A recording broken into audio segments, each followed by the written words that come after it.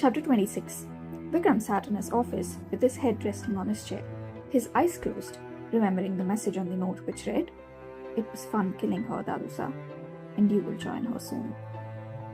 And a stray tear rolled down his cheek. The face of his beautiful wife flashed in front of his eyes, her undying spirit and her unwavering kindness towards people and animals that needed help, her bravery and integrity, her love and appreciation for everything life had to offer. He never once in their married life had to open his mouth to say anything, even what he was feeling. She always knew what he was going through and what he was thinking and feeling, and he always wondered if he had done their marriage justice. He remembered the accident that took her life, that took away his happiness and the love of his life. If it wasn't for his children, especially his grandchildren, he would have lost his will and desire to live a long time ago. But he knew he couldn't, not with the dangers looming around. There was something sinister, something that was right in front of their eyes, but they all seemed to be missing it. 20 years ago, Trinayani was watching the kids play in the pool with a broad smile on her face. She knew that it was her family's idea to use the kids to get her out of the home. And well, it was a success. She shook her head smiling at the naivety of the family to think that getting her out of the house was enough for her not to know what they were planning for the day, as it was a ritual of sorts for the family to come up with ways to get her out of the house to plan something special for her birthday. And it warmed her heart at the love she is blessed with. "Varun, dheere bete, chot lag jayegi," she called out to her naughty grandson. "जी नानी, मुझे कुछ नहीं होगा, मैं तो आपका strong वाला grandson हूँ ना," Varun yelled back, grinning at her. Trinayani just laughed, shaking her head, when her phone rang. She saw that the call was from an unknown private number, and frowned down at her phone, wondering who it was. She signaled the guards to keep an eye on the kids and went a little farther away to answer the call. "Hello," she said into the phone, and her eyes widened with shock and fear, hearing the words of her caller. She immediately cut the call and went back to where the kids were and called the boys to her. She crouched down to their level and said to them, "बेटे, मुझे कुछ जरूरी काम आ गया है, मुझे अब जाना होगा। आप लोग खेलो, जब आपका हो जाए तो राजे अंकल को बता देना, वो आपको वापस घर लेके आएंगे, ठीक है?" She said to them. Gautam looked at his grandmother and asked, "नानी, क्या हुआ? अब ठीक तो है ना?" "हाँ बेटे, मैं बिल्कुल ठीक हूँ," she said.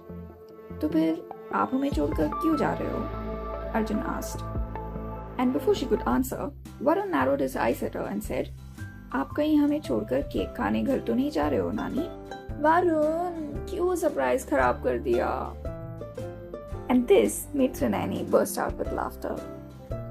"नहीं वरुण, मैं यहाँ से सीधे फाउंडेशन जा रही हूँ। आपका सरप्राइज अभी भी सरप्राइज ही है, ठीक है? चलो अब जाके खेल लो तुम सब." The boys yelled, "Bye, Nani," and left to go back to play. She went to her security team and told them to take care of the boys, took the keys from Rajay and left alone, despite them telling her that some of them could go with her, while the rest of them could stay back with the kids. But she did not listen to them, saying that the boys needed more protection than she did, and left from there. Rajay, who handed her the keys, immediately called Vikram to inform him of Trinayani's untimely departure from the park. Trinayani sat in the car and started driving back to the city, when she called her husband to let him know of the scene and told him to send another car for the boys. "मुझे अभी एक call आया है, विक्रम, सुनाई दे रहा है क्या? Vikram, foundation में, हेलो हेलो हेलो, मुझे फाउंडेशन पहुंचना है, hello." And a loud crash was heard, and the line went dead. Vikram opened his eyes, tired, his heart hurting at the loss of his beloved wife. He looked at the photo on his table, which he had taken secretly, the first time he met her, and ran his hands tenderly on the photo, thinking about the message he received. On the other side, everyone was enjoying the fair, shopping and eating to their heart's content. Diya shopped for everyone, including herself. The family was very happy seeing the happy, content smile on her face. The youngsters took a lot of selfies and sent it to Arjun to make him jealous, and also taking this opportunity to enjoy the golgappas and chaats to their heart's content, because if Arjun was here, they couldn't be having them. They came back home late at night, tired from all the shopping and eating they'd done today. Diya asked Balwan Chacha, the cook, if Vikram had had his dinner, to which he replied saying that Vikram hadn't come out of his office from the evening. And when they had gone to call him to have dinner, Vikram said that he didn't want to have any. And this bothered the family. But before anyone could say anything, Diya said that she would go and talk to Vikram and also show him everything that she had gotten for him tonight. She soon went into the kitchen to make a plate of food for him and also took the bag of things with her and went to his office. Dadu, क्या मैं अंदर आ सकती हूँ? She asked, knocking the door to his office. Vikram suddenly opened his eyes, hearing Diya's voice. He looked at the clock and realized that it was almost 9 p.m.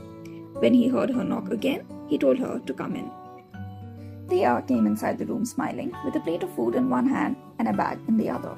He smiled looking at her and asked, ये सब क्या है लाडो? पहले आप ये लीजिए, आपका खाना. आप खाना खाइए और मैं आपको वो सारी चीजें दिखाती हूँ जो मैं आपके लिए लाई थी. अब चलिए खाना शुरू कीजिए, she said, placing the plate in front of him on the table, almost glaring at him while continuing to speak with her hands on her hips. Vikram smiled at her fondly and said, Ji hukum, and started eating his food while watching her talk about her day and him adding ohs and ahs at the right place.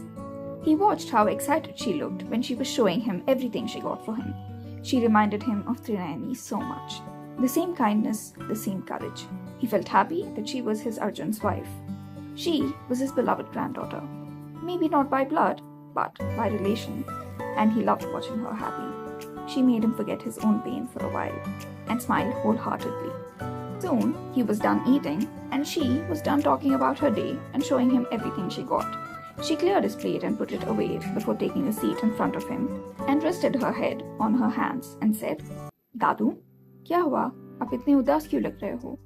और आपने खाना भी नहीं खाया? Vikram smiled and nodded his head and said, कुछ नहीं लालू, बस तुम्हारे दादी की याद आ गई. This made Diya smile a little and she asked, दादू, आप दादी से बहुत प्यार करते थे ना? करता था नहीं लालू, करता हूँ, he said, smiling forlornly. That is all for this chapter, ladies and gentlemen. I hope you all enjoyed it. Please leave your feedback in the comment section below. Thank you so much for taking the time to listen to this chapter. I will see you all again next week with yet another one. Until then, stay safe, take care, bye-bye. And please do not forget to subscribe to my YouTube channel and follow me on Instagram to never miss another update.